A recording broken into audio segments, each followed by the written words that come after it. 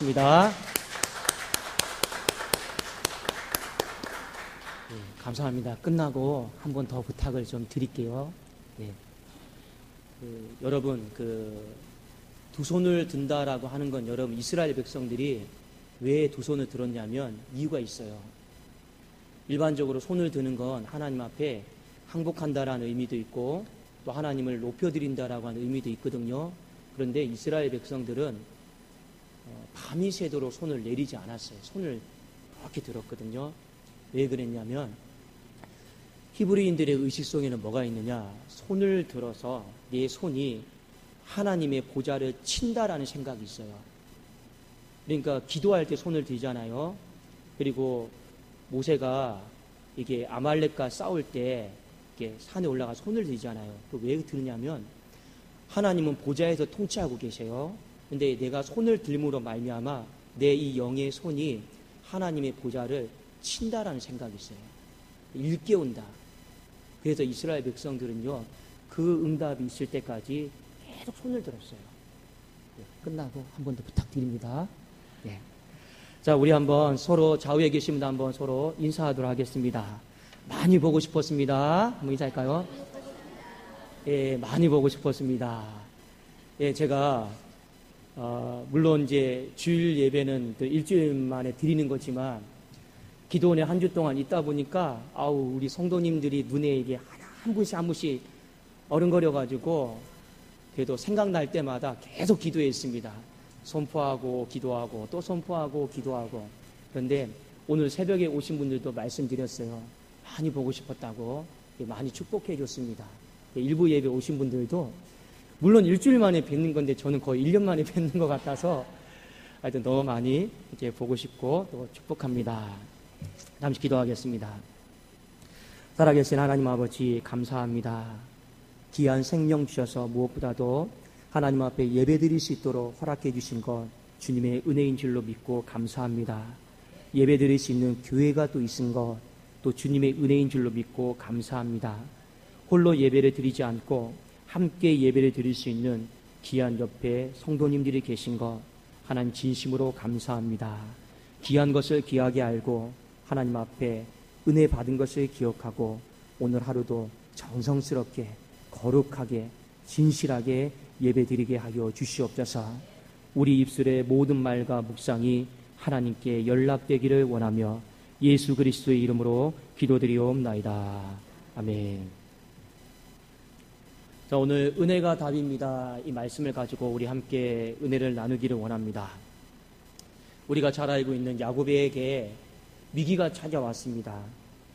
야곱이 그동안 젊은 날 형 에서의 낯을 피하여서 삼촌 라반의 집에 그의 젊은 날을 피신하면서 살다시피 했습니다.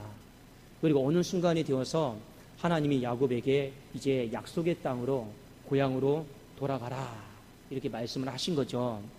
그래서 야곱이 이 가족들과 함께 그리고 그동안 젊은 날 자신이 이룬 그 부를 가지고 이제 고향 땅으로 돌아가는 여정 속에 있었습니다. 근데 문제는 뭐냐? 고향 땅으로 돌아가는 그 여정 속에 한 사람을 만나는데 야곱이 에서를 만납니다. 형 에서가 여러분 누구입니까? 자기 형이죠. 그런데 이 형과 이 야곱에게는 돌이킬 수 없는 상처가 있어요. 그것은 무엇이냐면 야곱이 형을 속여가지고 형의 장자권을 빼앗았습니다. 장자권을 빼앗은 거는 형의 축복권을 빼앗은 거예요. 그로 말미암아 형의 인생은 졸지에 이 변방 인생, 변두리 인생이 된 것이고 야곱은 중심으로 살아가는 인생이 되게 되었습니다. 자신은 형 라반의 집에 도망하여서 나름대로 두 다리 쭉 뻗고 살았는지는 모르겠지만 형은요 졸지리 변방 인생으로 전락함으로 말미암아 평생을 들여서 이 살게 된 인생으로 된 거죠. 얼마나 이 야곱에게 복수하고 싶은 마음, 원수를 갚고 싶은 마음, 그 마음들이 많이 있었겠습니까? 그런데 오늘 원수는 외나무 다리에서 만난다고 이 야곱이 고향으로 돌아가는 그 여정에 형 에서를 이렇게 만나게 됩니다. 야곱의 마음속에 두려운 마음이 생겼죠. 이 문제를 내가 어떻게 해결할까? 어떻게 내가 풀어갈까? 이 답이 나오지를 않았는데 야곱은 이 생리적으로, 이 능동적으로, 이 즉각적으로 이 문제를 풀어가기 위한 방법이 있었습니다. 그것을 여러분들이 오늘 좀 잘 보셨으면 좋겠습니다. 자, 우리 창세기 32장 5절 말씀을 같이 좀 보기를 원합니다. 32장 5절입니다. 시작. 내게 소와 나귀와 양떼와 노비가 있으므로 사람을 보내어 내 주께 알리고 내 주께 은혜 받기를 원하나이다 하라 하였더니, 여기 말씀에 보면 야곱은 본능적으로 내 인생에 위기가 있다 그러면 그 문제를 풀어가는 방식이 세상의 방식은 아니었습니다. 어떻게 풀어갔느냐 말씀해 보니까 내 주께 은혜 받기를 원하나이다. 여기서 말하는 내 주다라고 하는 건요, 형 에서를 말하는 겁니다. 그러니까 사람에게 은혜를 입기를 원하는 것이 야곱이 문제를 풀어가고자 했던 방식이었습니다. 형에게 은혜를 받기를 원했죠. 왜 그랬느냐? 아무리 생각해도, 자기도 생각해도 형에게 못할 짓을 했거든요. 스스로 용서받을 수 없다라고 하는 걸 알았거든요. 그런데 살고 싶었어요. 그래서 어떻게 합니까? 형에게 은혜를 베풀어 달라고, 사람의 은혜라도 내가 좀 받았으면 좋겠다라고 하는 마음이 이 야곱의 마음속에 있었습니다. 그런데 문제는 무엇이냐면 그 뒤에 이어서 나오는 32장 6절에 보니까 형이 이렇게 반응을 합니다. 사자들이 야곱에게 돌아와 이르되 우리가 주인의 형 에서에게 이른즉 그가 400명을 거느리고 주인을 만나려고 오더이다. 그러니까 이 소식이 무슨 소식입니까? 형 에서에게 은혜를 입기를 원하였지만 오히려 400명의 군사를 데리고 형을 지금 죽이러 오고 있습니다. 그 사람의 은혜를 입는 데 있어서 실패한 것이죠. 그러니까 야곱의 마음속에 더 답답함과 이기를 느낍니다. 그래서 뒤에 보면 32장 7절에 야곱이 심히 두렵고 답답하여 자기와 함께한 동행자와 양과 소와 낙타를 두 떼로 나뉘고. 자, 그런데 여러분, 야곱이 여기서 끝내지를 않아요. 사람의 은혜를 입는 것을 실패했잖아요. 그런데 야곱이 뒤에 보면 또 어떻게 하느냐? 포기하지 않고 내가 비록 사람의 은혜를 입는 것은 실패했지만 하나님의 은혜가 있다. 하나님의 은혜를 내가 덧입어야겠다라고 하나님 앞에 은혜를 간구하는 장면이 바로 오늘 창세기 32장에 있는 말씀입니다. 자, 우리 32장 9절을 같이 한번 우리 읽도록 하겠습니다. 시작.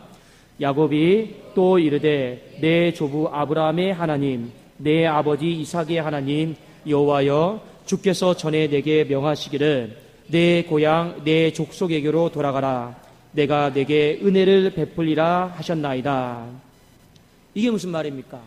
하나님, 내가 돌아가는 길에, 내가 고향 땅으로 돌아가는 길에 하나님 내게 은혜를 베푸시겠다라고 약속하지 않았습니까? 그 은혜를 지금 제가 입게 하여 주시옵소서. 이 간구하는 장면입니다. 그리고 뒤에 보면 야곱이 약복강 강가에서 천사와 씨름하는 장면이 나오죠. 이 씨름은 왜 합니까? 하나님이 내게 약속하신 그 은혜를 보여달라라는 거예요. 그래서 지금 형 에서의 마음을 바꿔달라라고 하는 겁니다. 그 한 가지 목적 때문에 씨름하는 거예요. 엄밀하게 말하면 이런 거죠. 하나님, 내가 살고 싶은데 사람의 은혜를 받는 거 실패했습니다. 그러나 하나님의 은혜를 받는 것은 제가 실패하고 싶지 않습니다. 그 은혜를 저에게 입혀주십시오 하고 밤이 새도록 씨름하는 장면이 오늘 창세기 32장에 있는 말씀입니다. 자, 우리 한번 11절과 12절을 같이 한번 우리 같이 보기를 원하는데, 왜 야곱이 은혜를 베풀어 달라고 하느냐, 그의 좀 마음을 좀 알 수가 있습니다. 우리 11절과 12절을 같이 한번 읽어보겠습니다. 시작. 내가 주께 간구하오니 내 형의 손에서 에서의 손에서 나를 건져내시옵소서. 내가 그를 두려워함은 그가 와서 나와 내 처자들을 칠까 겁이 나기 때문입니다. 12절 시작. 주께서 말씀하시기를 내가 반드시 내게 은혜를 베풀어 내 시로 바다에 셀 수 없는 모래와 같이 많게 하리라 하셨나이다.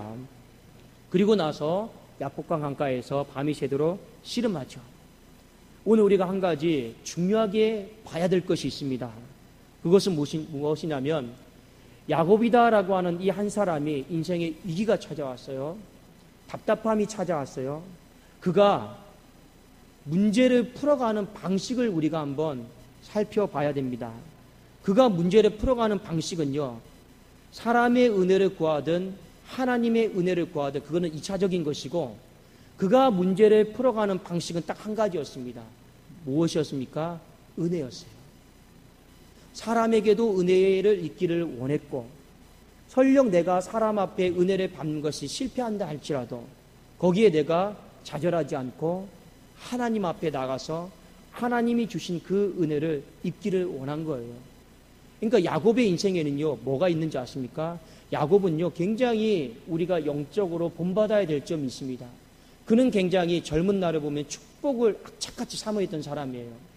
굉장히 축복을 사모했던 사람입니다.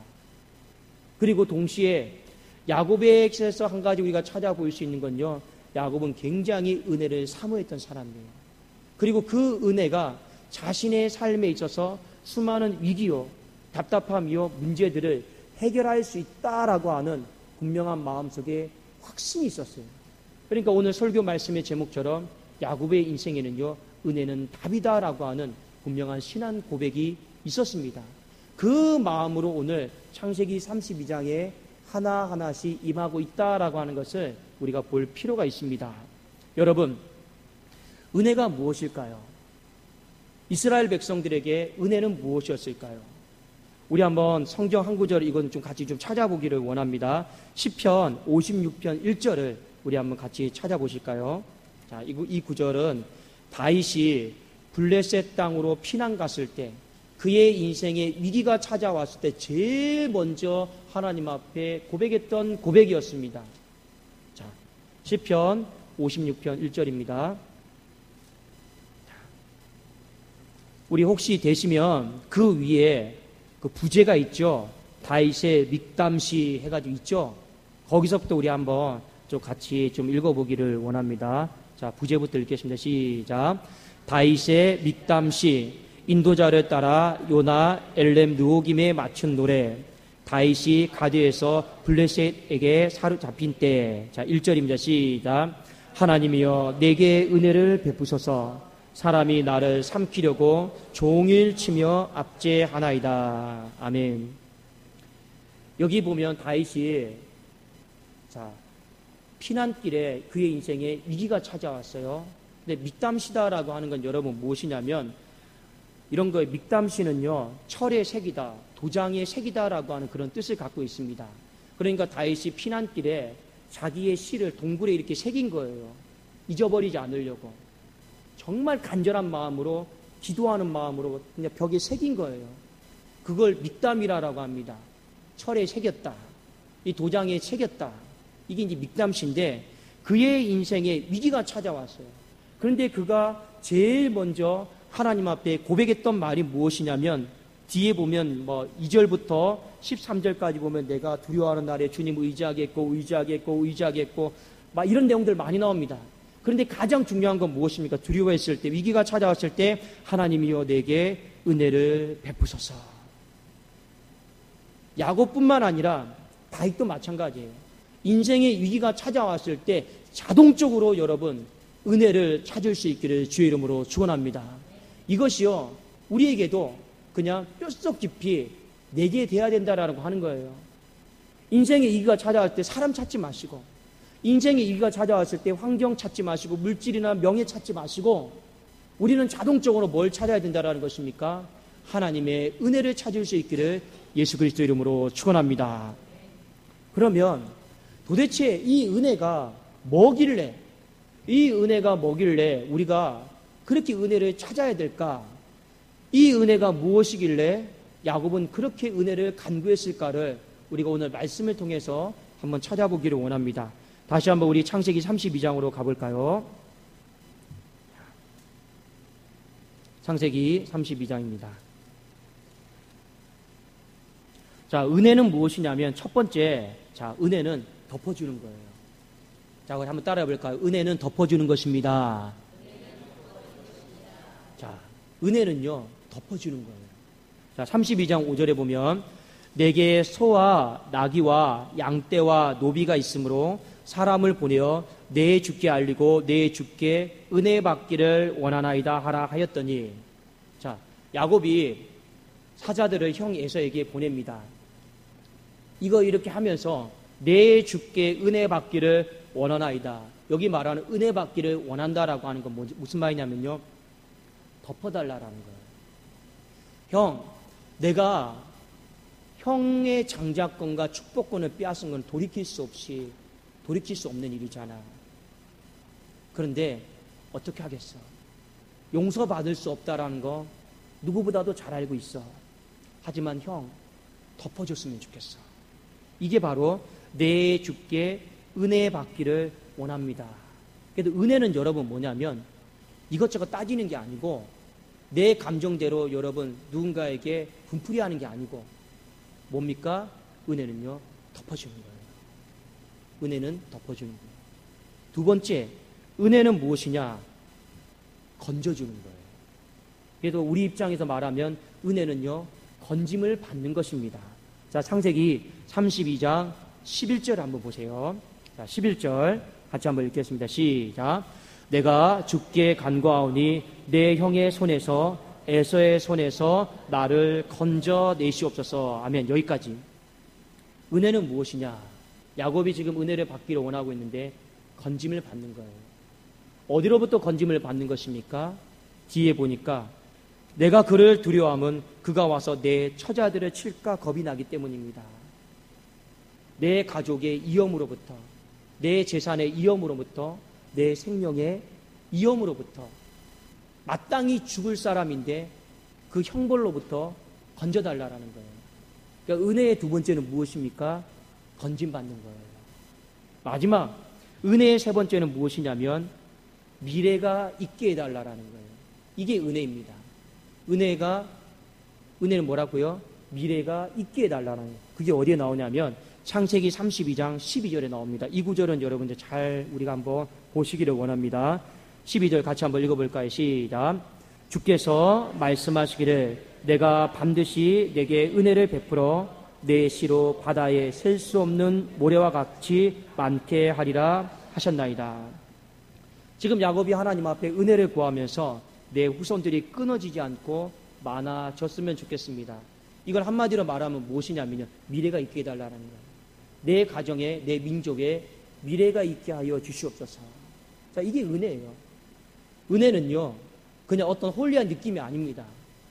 그냥 예배를 드리고 우리 그냥 보통 은혜 받았다고 하죠. 그런 느낌 정도가 아니에요. 은혜는 무엇이냐면 덮어주는 거예요. 은혜는 형벌로부터 건져주는 거예요. 은혜는 그의 인생 가운데 미래가 없잖아요. 지금 여기서 죽으면요. 근데 은혜는 그의 인생 가운데 미래가 있도록 만들어주는 게 은혜입니다. 그런데 이게 왜 중요하냐?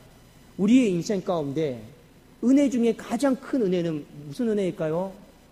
은혜 중에 가장 큰 은혜는 우리가 예수 그리스도로부터 받은 은혜입니다. 근데 한번 잘 보세요. 우리의 수많은 죄가 있어요. 그런데 예수 그리스도께서는 어떻게 했습니까? 그 죄를요, 그냥 덮어줬어요. 동이 서에서 먼 것처럼, 서가 동에서 먼 것처럼 그 죄를 하나님은 어떻게 하셨습니까? 그냥 덮어주신 거예요. 그래도 우리가 산 줄로 믿습니다. 또 하나 여러분 보세요. 죄를 지으면요, 로마서 6장 23절에 있는 말씀처럼 죄의 삭은 사망이에요. 그러니까 무슨 말입니까? 죄를 지으면 반드시 죄 값을 치러야 돼요. 그러니까 형벌이 있어요. 죄를 지으면 무조건 형벌이 있습니다. 그런데 이 형벌로부터 은혜는 어떻게 했습니까? 예수 그리스도께서 십자가를 지심으로 말미암아 그냥 건져 주신 거예요. 그래서 그 이사야 53장에 있는 말씀 보면 그가 우리를 대신해서 형벌을 받으셨다. 그래도 우리가 살고 있는 거 아닙니까? 그가 대신 다 담당한 거 아닙니까?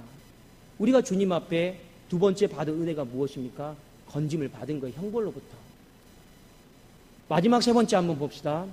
주님이 우리에게 베풀어 주신 그 은혜로 말미암아 우리의 인생이 여기서 끝나지 않고 영원한 천국, 영원한 부활, 영원한 미래 약속을 받은 줄로 믿습니다. 그러니까 우리는요, 하나님 앞에 지금 오늘 똑같은 은혜를 받은 거예요. 그런데 야곱이 구했던 그 은혜보다 더 위대하고 더 놀랍고 가장 큰 은혜가 무엇입니까? 바로 하나님이 우리에게 베풀어 주신 은혜인 줄로 믿습니다. 그래도 우리의 마음속에 기억해야 될 것은 무엇이냐면요, 바로 한 가지 이 사실입니다. 우리에게는요, 이미 큰 은혜를 받은 흔적이 있다라고 하는 거예요. 그래서 사도 바울이 고린도후서에 이런 고백을 했습니다. 그가 이 가시 때문에 너무 힘이 들어가지고 하나님 앞에 이 가시를 좀 벗겨달라고 3번 간구했을 때 하나님이 사도 바울에게 이런 말씀하셨어요. 고린도후서 12장 9절에 나에게 이르시기를 내 은혜가 내게 족하도다. 이 말이 무슨 말입니까? 지금 막 너무 힘들잖아요. 너무 힘들잖아, 이 가시 때문에. 그런데 하나님은 사도 바울에게 뭘 말씀하셨습니까? 내 은혜가 내게 족하도다.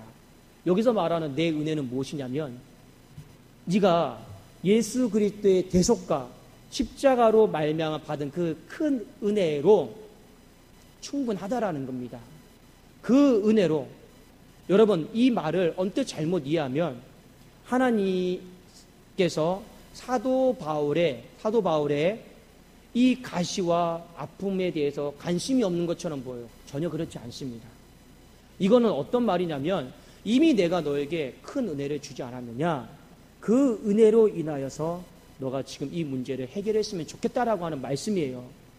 그래서 사도 바울은 이 사실을 깨닫고 빌립보서 4장 13절에 이런 고백하고 있죠. 내게 능력 주시는 자 안에서 내가 모든 것을 할 수 있다. 내가 궁핍에 처할 줄도 알고 풍부에 처할 줄도 안다. 내가 감옥에 있어도 나는 행복하고 내가 나와도 행복하다. 이렇게 되는 거예요. 누구 때문에요? 내게 능력 주시는 자 예수 그리스도께 받은 그 은혜 때문에 그의 삶의 수많은 가시 문제부터 시작해서 그는 다 해결을 해 나갔다라고 하는 것입니다. 중요한 것은 무엇이냐? 우리도 마찬가지예요. 하나님이 우리에게 큰 은혜를 베풀어 주신 거예요. 우리에게 큰 은혜가 있음을 믿고 우리가 인생을 살다 보면 야곱이 겪는 것처럼 답답함도 느끼고 위기도 느끼고 두려움도 느낄 때가 있습니다.